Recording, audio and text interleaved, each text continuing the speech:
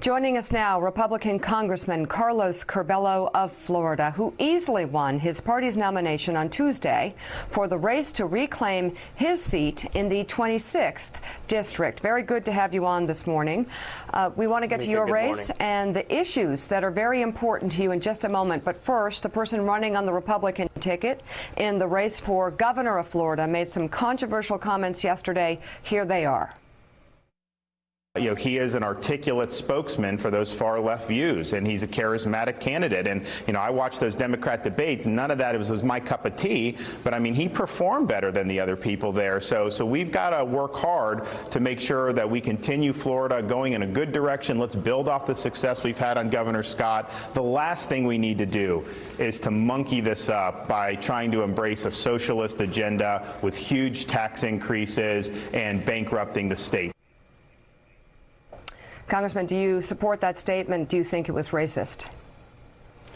Mika, first I'll tell you, I know Ron, and I don't know him to be a racist. I've never heard him say anything disparaging about any ethnic group or any person for that matter. But I'll also say that that was just a stupid comment to make, one that was obviously offensive to a lot of people. I know Ron has clarified that it was in no way intended to be racist, but I think he should also apologize because obviously a lot of Floridians and probably a lot of Americans were offended by it given the circumstances. And I happen to know both Ron and Andrew. Andrew and I actually served together on the executive board of Florida Student Council when we were seniors in high school. They're both very eloquent, very talented, very articulate men. They're both men of my generation, something that's exciting for me personally, and I think for a lot of Floridians. And as younger elected officials, they should both set an example of what a healthy debate can look like in our state, and I don't think Ron did a good job of that yesterday.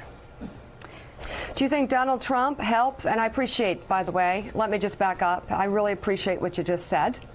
I know it's a difficult time and a very difficult time to navigate politically. And that brings me to my next question. Is Donald Trump an important part of your race, of your message? Is he a leader that you would like to emulate?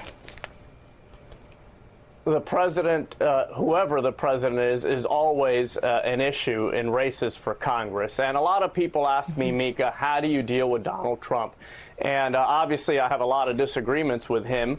But I tell people that I deal with this president the same way I dealt with the last president, President Obama, when I served while he was in the White House.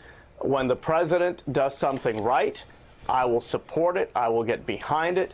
If the president is doing something wrong that I disagree with, I will be outspoken about it. And that's how I've handled Donald Trump every single day. I will, for example, commend his administration for some of the work in Venezuela and Cuba and Nicaragua, holding those dictatorships accountable. That's something that's important to my community. A lot of people here are behind that. But when the president says things that are inappropriate, does things that are inappropriate, attacks the Mueller probe, for example, I'm going to push back against that because we see our democracy being undermined in a number of ways, and I think sometimes the president contributes to that. And for members of Congress, party aside, we have to be willing to represent our communities, to assert ourselves as a co-equal branch of government, and to always pursue the truth.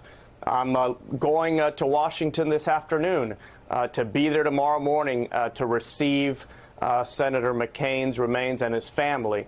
And I think all of us should find the John McCain that we all have inside and emulate him and seek the truth no matter how difficult it can be sometimes. Elise Jordan. Congressman Elise Jordan here. The Trump administration's child separation policy has separated countless young children and teenagers from their parents, and around 528 children and teenagers are still separated at this moment from their parents. What is happening to reunify those children with their parents, and how is this not ever going to happen again? This is an important issue, especially here in South Florida. We have two of the shelters in southern Miami-Dade County that are caring for some of these children. Not just them, by the way, many others who arrived at the border by themselves. And we have been urging Secretary Azar to do everything possible to bring these families back together. We know that because of the public outcry, that because many members of Congress from both parties spoke out when Jeff Sessions had this horrible idea and started executing it, that the president signed an executive order ending this policy forever. Now, that's not enough.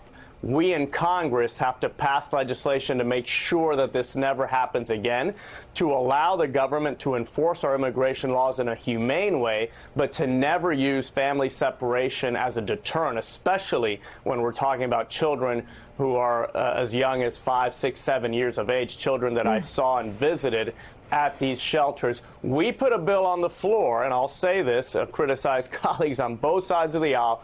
We put a bill on the floor, and we forced Speaker Ryan to bring a bill to the floor 2 months ago that would have ended this policy forever. A minority of Republicans joined every single Democrat to bring that bill down. There are a lot of colleagues on both sides who prefer the politics of immigration over the solutions for immigration, and it's time to put an end to that and get some real immigration reform passed that will create a humane, decent immigration system, but that will also uphold the rule of law and protect our citizens from illegal immigration. Jeffrey Goldberg. Congressman, a question about something that's happened and still happening in your backyard in Puerto Rico. The president of your party believes that he did a fantastic job in handling the hurricane and its aftermath. Do you agree with him? Could you assess for us his performance in Puerto Rico? I think we could have done better, but I also recognize it was a very difficult situation. We know hurricanes here in South Florida, and this was a Category 5 storm that hit a small island. I don't think anyone should think that it was going to be easy or smooth for Puerto Rico to recover. I think that just as we've done here in South Florida over the years. Do you blame Puerto Rico and its electric company? Do you blame the electric authorities for this, like Donald Trump does? I think all of us are responsible, from local leaders in Puerto Rico to the island's, the territory's government, to United States officials. But I will tell you, I was with the Coast Guard immediately after the storm because we were recovering here from Hurricane Irma. And despite the fact that there was a lot of work to be done here in South Florida, I know that many resources were dedicated to Puerto Rico. We in Congress have appropriated billions upon billions of dollars for recovery in Puerto Rico. Could we have done better? Definitely. Should the administration be looking at its own actions and figuring out how it could respond better in the future? For sure. But for people to just assume that everything could have gone perfectly in Puerto Rico and that it was going to be a seamless recovery, I think that's also unfair and unreasonable. No, I don't think anyone was assuming that. It was a very difficult situation. Rick Tyler has a question for you. Rick? Congressman Curbelo, Rick Tyler, I want to challenge you on this notion. After Hurricane Maria, it was reported, and the government accepted figure was 64. Now, it may have been more. I don't blame Donald Trump for those 64 deaths, even if it was hundreds of deaths that occurred directly from the hurricane. But now we have a number of 2,975. Those are people who died after the hurricane. That means those deaths, in my estimation, are largely preventable. You live in Florida. Florida will be hit by a hurricane. How much confidence do you have in this administration for a recovery effort in Florida? Well, I can tell you that we were hit by Hurricane Irma last year. My district, the Florida Keys, an island chain similar to Puerto Rico in many ways, has suffered a lot over the last year. Thankfully, we're recovering. The response from the federal government was not perfect, but I can say that most people in our community are grateful for all the federal resources that were immediately available to help in recovery. Even the military had an aircraft carrier off our coast, making sure that people had all the basic needs immediately after the storm. So we did go through the experience here. It is always difficult when you get hit by a strong storm.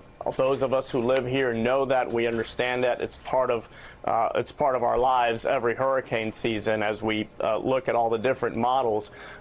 Could we have done better? Always. There are always lessons to be learned after storms. It's also very easy to point the finger and assign blame when it's a difficult situation. And I think here in Florida, the federal government has done everything that they can to help our community recover.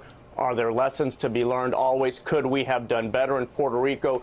For sure. Is it disturbing that apparently the island's government underestimated the number of deaths early on and for a few months? Yes, and that's somewhere where we clearly have to do better and figure out exactly how we're going to account for the damage after these storms. Congressman Carlos Curbelo, thank you very much. Thank you for being so candid. Appreciate it. Thank you, Mika. You have a good day. Thank you. Thanks for checking out MSNBC on YouTube, and make sure you subscribe to stay up to date on the day's biggest stories. And you can click on any of the videos around us to watch more from Morning Joe and MSNBC. Thanks so much for watching.